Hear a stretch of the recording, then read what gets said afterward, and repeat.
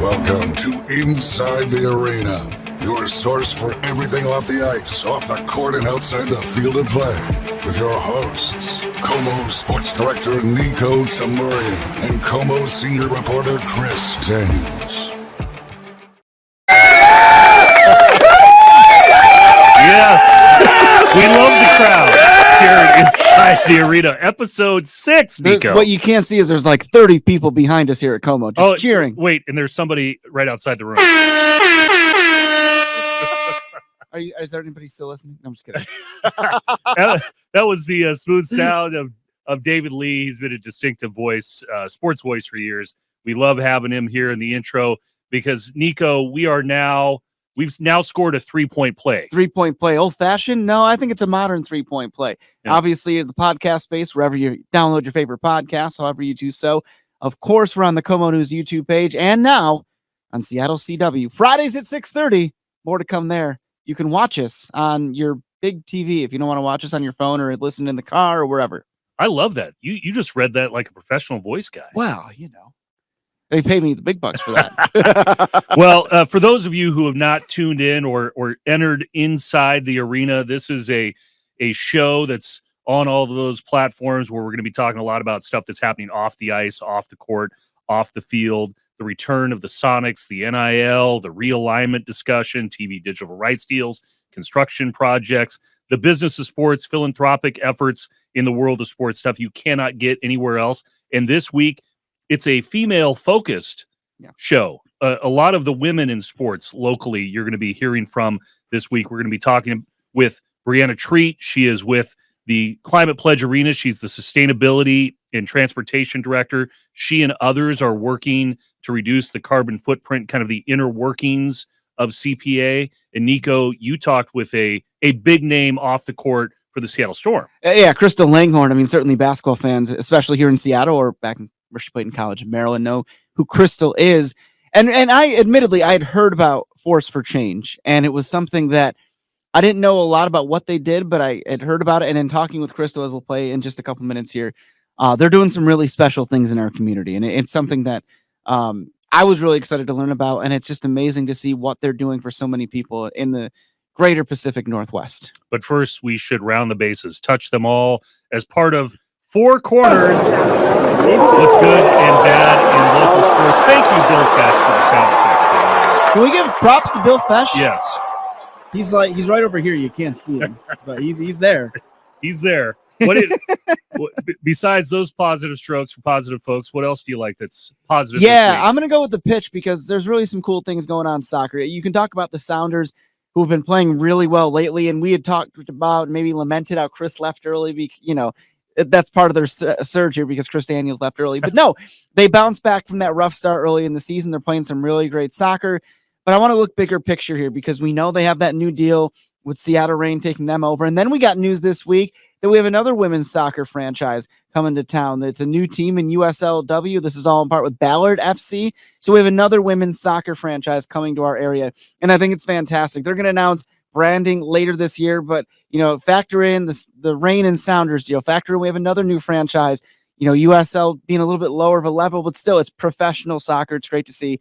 And of course, this is all in the backdrop of the World Cup coming in 2 years, which I know you and I are going to be really counting down for. It's going to be a lot of fun. So some fun, exciting things on the pitch. And I think we've learned from what you just said that anytime I tweet about a lead for the Mariners or leave a game because I'm tired of watching the product, we'll see things turn around. So I left the Mariners game, or I left the Sounders game a couple of weeks ago.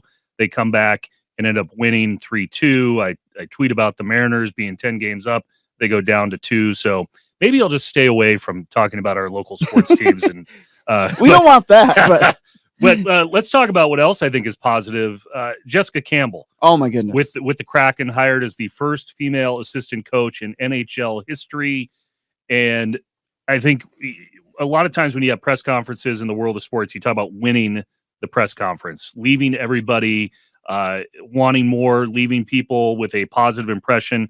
I think the way that was set up when they announced the new coaching staff, Jessica Campbell was the last one introduced, and most of the questions were for her because she is breaking ground. And I loved what she had to say about believing in herself and just staying focused on the job. We know she has the cred. She played the game. She's coached at multiple levels. She was coaching in Coachella Valley. She talked about staying focused. And we heard from Dan Bilesma that she was hired because she's already shown the skill to develop players. She specifically was talking about multiple players with Coachella Valley that we expect to see with the Kraken. I did feel bad, though, for Bob Woods there. Sure. The way it was all set up, he's a good coach. It's a big day for him, too. And he was kind of batting lead off there in that whole conversation. But I thought Jessica was great. She made a great impression. Yeah, and I was, she said something that really stood out to me about, barriers are created sometimes in people's own minds, and she's broken through, as you mentioned, those barriers. And I will say this could have been my negative this week, what I'm about to say, of course. I sent out a clip of her saying that and saying some other inspirational things, part of her response to your question, in fact. And I know you shouldn't listen to the mentions and the replies when you send out a post on X sometimes, but holy cow. Do better, people. We'll leave it at that because that could be a whole we could do a whole show. Be better. On she's there because she's an amazing freaking coach, and we've seen that. Look no further than the young players Chris just mentioned: Ty Cartier, Riker Evans, guys like that, Shane Wright, that made impact with the Kraken after her tutelage in Coachella Valley. So what's negative besides the comments in X? I mean, that takes the cake, any comments in X. But I'm gonna tackle something else I saw in the world of social media, and that would be the notion out there that the Mariners will be sellers at the trade deadline. I've seen a few people write about it. I've seen a few people X post or tweet about it. That's the dumbest thing I've ever heard. Why would a first place team be sellers? Now, listen, I'm not saying they're going to go out there and get the biggest bat in the market. They're going to empty the farm system for Vlad Guerrero Jr. or Luis Robert, whoever. Maybe. But the notion that they're going to sell the farm because they only have a 2-game lead over Houston, don't read everything you read online. Don't believe everything you read online, my friends. They're not going to be sellers. They may not make the big splash y'all want. They may though, but they're definitely not going to be sellers. That's the stupidest thing ever. Well, they have to put the chips in, and I will say on the negative corner, it will also be the Mariners, not necessarily because of what you just mentioned, but because they lost Catie Griggs, the president of business operations. She was, at the time when she was hired, the highest ranking woman in all of Major League Baseball. And I can say from talking with her, she is smart. She is extremely smart. She came in and walked around the ballpark multiple times. She lowered beer prices, lowered food prices, came up with value menus, did a lot of things away from the field that I think were smart business decisions. And she was, for people who don't realize, she's on the same level with Jerry DiPoto, who holds the president of baseball operations. So it was, John Stanton and those two on the next line. And, she was really making inroads in the community, really making inroads in terms of making connections with philanthropic groups and other business groups. She has left to go to the Orioles in mid-season, which kind of feels like, in the Lou Piniella trade, remember Randy Wynn? Yeah. Like there maybe a couple of Orioles prospects should have come back to the Mariners, but that does seem, given all of what you just said about really going for it this year and trying to fill up the ballpark and the positive strides she had made in the last few years, that really does seem like a loss for the Mariners. No, it definitely is. And you and I both thoroughly enjoyed anytime we get to talk to Catie. She has an awesome shoe collection, by the way. Yeah. She has a lot of Jordans. I like to wear my J's out and about, so I was a fan of that. No, but we're going to miss her. And I think that there was maybe in the past a notion about the Mariners that perhaps it was, they needed to get up to speed on these sorts of things. Well, Catie got them there, and now they have to stay there now that she's gone. But best of luck going closer to family. Yeah, we love Catie Griggs. Are you ready to talk about the Supersonics? Let's do it. All right. That never gets old. Are you going to play that the first night they come back? Like Niko and Chris live at Climate Pledge. That's what the lasers going off and everything at Climate Pledge. Okay, Supersonic Minute. We're doing it every week.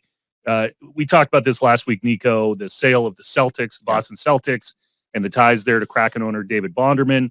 He is a minority investor in the Celtics, and you can't own 2 NBA teams, so you would have to get rid of your other share before you could buy, say, an expansion franchise in Seattle when and if the NBA starts that process with Seattle. Well, Wick Grausbeck, who has been the managing general partner in Boston, said this week on CNBC that 51% of the franchise will be sold this year. This is all about estate planning, in his words. 49% 4 years down the road. So they're only looking to sell that majority interest. We don't know exactly what share Bonderman owns, but he's likely going to have a nice return on his investment. He's got an investment in Climate Pledge Arena in the Kraken already. And we are waiting on an announcement here soon on that TV digital rights deal, which is going to trigger this whole expansion process. The Vegas Summer League is underway.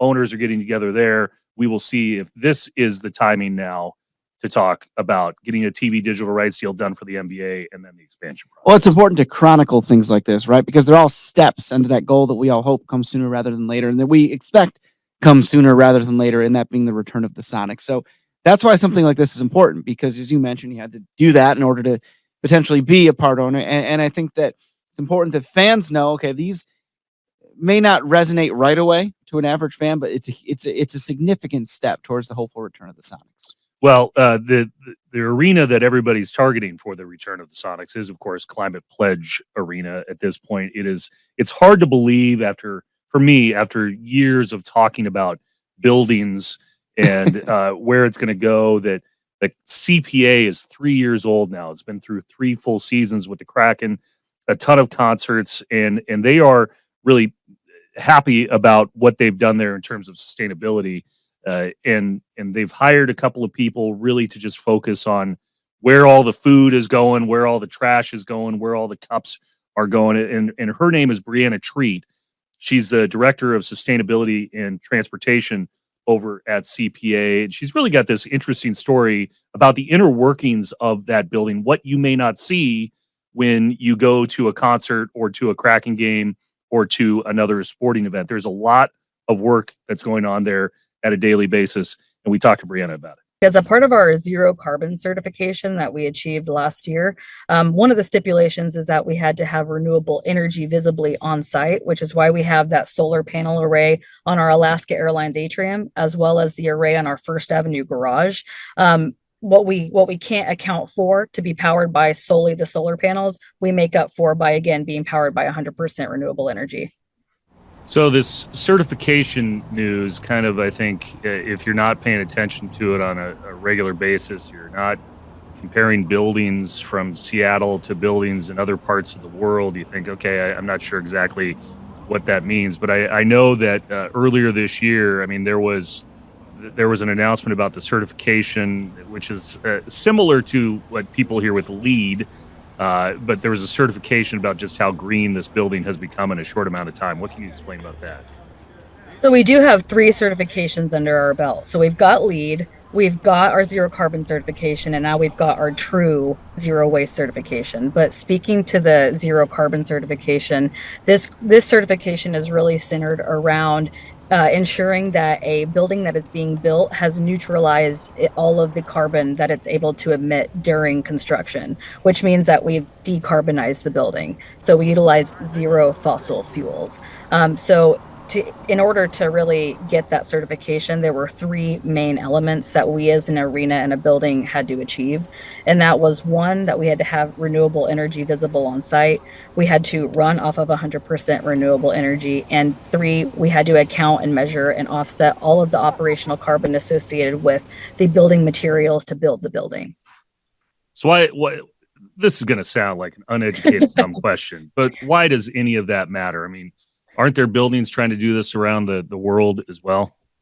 That's right. I mean, it matters because the way that we design and build and operate buildings has a major effect, whether that's how much energy is being consumed by these venues, how much food we are procuring, or how much waste we are inevitably generating as a part of these buildings. So the more efficiently we can design and operate these buildings, the less impact these events, sometimes over 150 a year, are having on our environment. And sports plays a big impact on that environmental footprint that we leave after every single one of our events.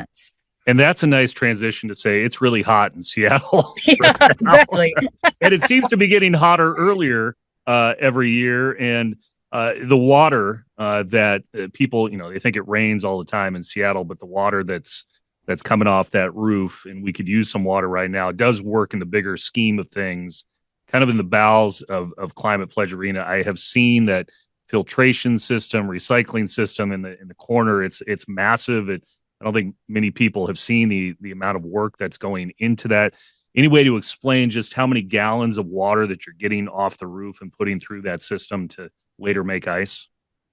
Yeah, since opening day, so that was October 2021, we have collected and utilized over 300,000 gallons of rainwater from the rain here in Seattle to create some of the greenest ice in the NHL. And I think that one pretty amazing piece that a lot of people don't know about our rainwater collection is that 44 million pound steel roof that was built in 1962 for the Seattle World's Fair was actually designed to emulate a Coast Salish rain hat found in our region. And so how amazing is it that almost 60 years later, after we've re-innovated the building, that we are now collecting rainwater from that really rain-inspired roof.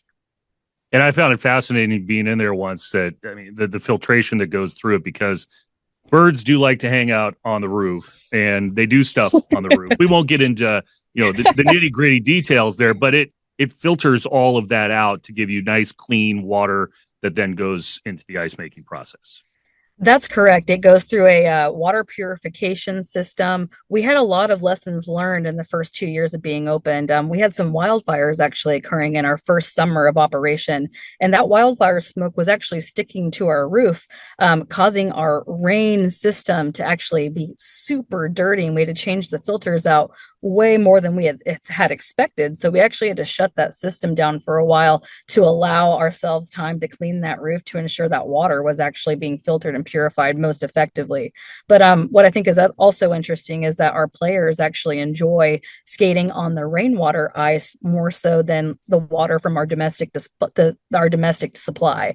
And that's because water from the city is usually, purified with chlorine, fluoride, what have you. And the rainwater that we're getting from our rain to rink system is so pure that we actually have to dirty it because it is so clean. But our players seem to think that the rainwater has a little bit more grit to it than the water from the domestic supply, which we think is kind of interesting. Yeah, interesting. Grittier ice from the grittier part of the country. I don't know. Correct. One of the things that I think is interesting that people don't know is happening is the amount of work you're going to sort out items after events, after games.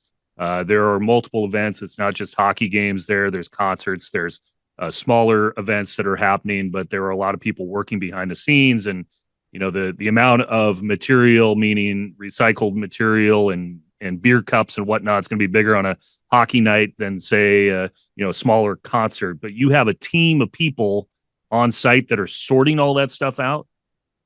That's right. So as a trash talker myself, this is my favorite topic.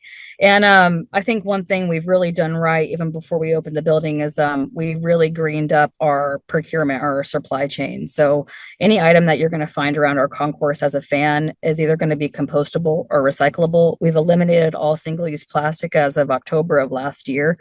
And we've got a dedicated team in our sustainability room or our trash room they are ripping open every single bag that is generated from every single event that we have. And that's around 10 to 12 tons of waste per event that these folks are ensuring are diverted to the correct waste stream. So we try to send as little as possible to the landfill. And I'm really proud to say that over the last 22 months, we've averaged a 92% diversion rate, which means that we're diverting 92% of all of that 10 to 12 tons of waste per event away from a landfill. So it's either being recycled, composted, or reused.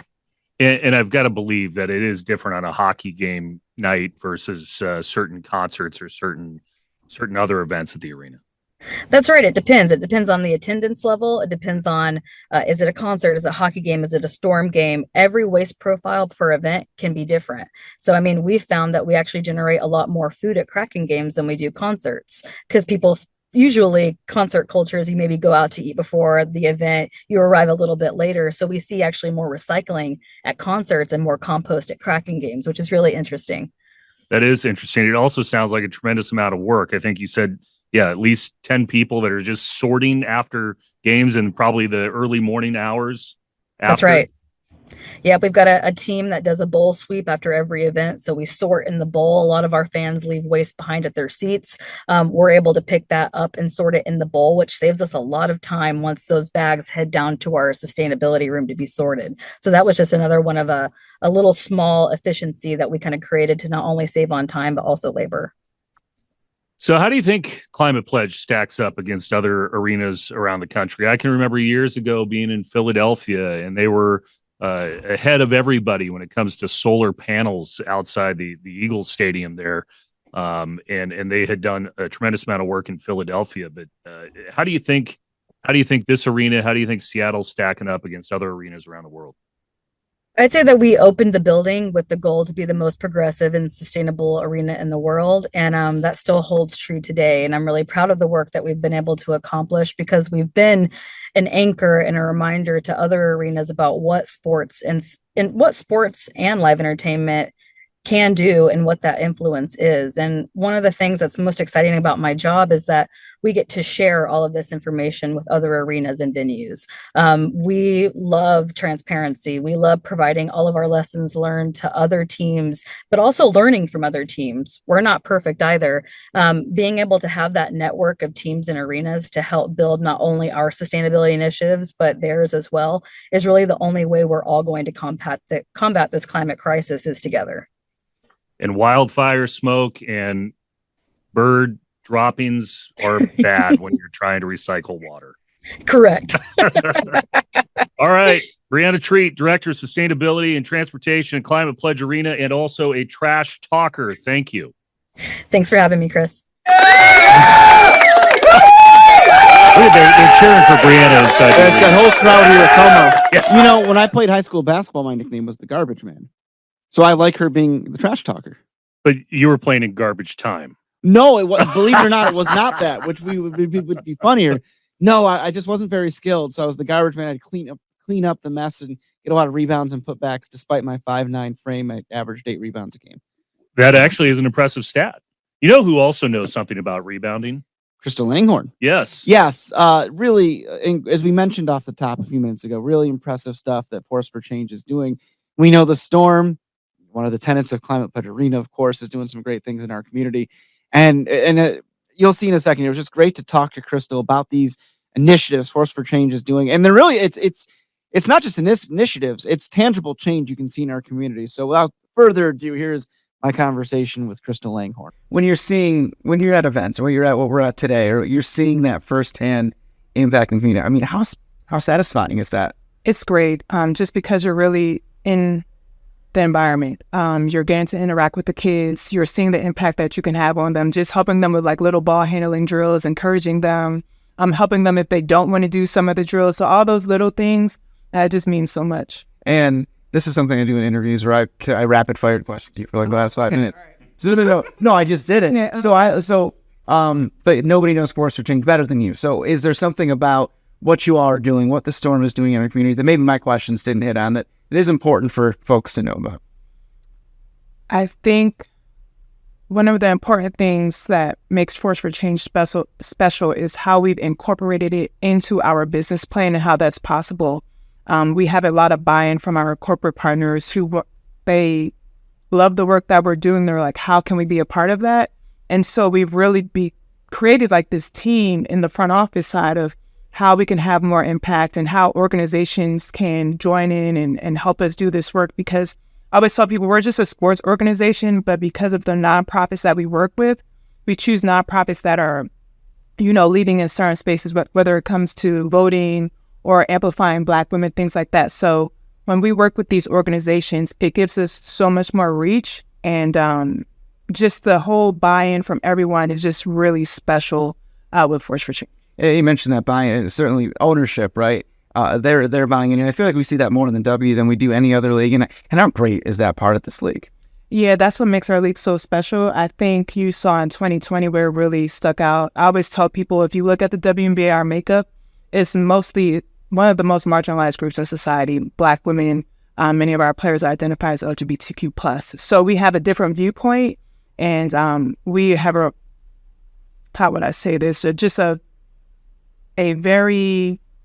we have just a different view of how people who are treated,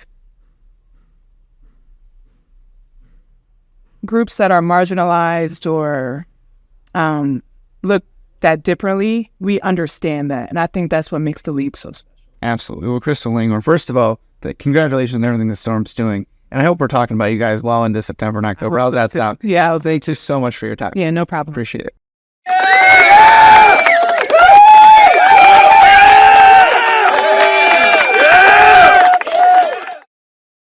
The round of applause has to be for Crystal there. No question about it. Amazing what that organization is doing. And you listen, it was really educational in that regard, but it's also, as you heard me say in the interview, the W is really taking the initiative in that regard and doing some awesome things, not just in our community, but in the other franchise cities around the country. So. And the Storm keep on plugging along in more ways than one. They've been a success story all year. And you know what time it is? I do. Time for the final buzzer. Niko. Final buzzer. Yeah, I touched on this in the four corners, but this isn't so much a lecture to folks putting out clickbait on social media as it is. I really want folks to pay attention to the next 2.5 weeks. Trade deadline, July 30th, Major League Baseball. The Mariners, and we've talked about it at length in the other previous 5 episodes, they're at a crossroads right now from the standpoint. If you want to look at roster construction, okay, guys like Logan Gilbert, an all-star, folks like that start getting more expensive. If you want to look at it from a community and fan engagement, fans were so upset this offseason. I don't know if they can take they're Mariner fans. Of course they can absorb another heartbreak. They've taken about 30 some out of them, but this is a huge thing because the window of opportunity is there. And we have to see what they do with this window of opportunity. Is this the turning of the corner that Mariner fans have waited 20 plus years for? It was that playoff bid 2 years ago, the start of something, or was it an outlier? Right? Yeah. We all assumed when it happened, it was the beginning of this grand window of the young stars like Julio and Cal and whatnot. But the reality is, if you follow that up with 2 playoff misses, and who knows what happens in 25 and beyond, it can become something of an outlier instead of the beginning of this window that we're hoping is a, quite frankly, championship window. And I think a lot of that could be determined between now and the trade deadline, what the Mariners do. It doesn't have to be getting the biggest fish out there. Maybe it is, but they have to show that commitment. And boy, oh boy, they better get it right. As much as I love that team, they better get it right. And you don't want to lose a 10-game lead. And one thing I don't want to get lost in the conversation either is where we started at the beginning, talking about Jessica Campbell. Oh, my goodness. That tweet that you put out had hundreds of thousands of views. Yeah. And I think what she had to say in her press conference has been an inspiration for a lot of young girls and a lot of women working in the world of sports. We should look at something like that and say, hey, we've made some progress in society, and good luck to Jessica Campbell. Good luck to Catie Griggs, who we talked about, Crystal Langhorne, who's doing great stuff, and of course, Brianna Treat over at Climate Pledge Arena. A lot of women doing great things in the world of sports. Amazing. Our community is so special in that way. He's at Niko Tamurian. I'm at Chris Daniels _TV. We'll see you next week. For now, David Lee, take us out. You've been listening to Inside the Arena with Niko and Chris. Please subscribe on your favorite platform. Until next time.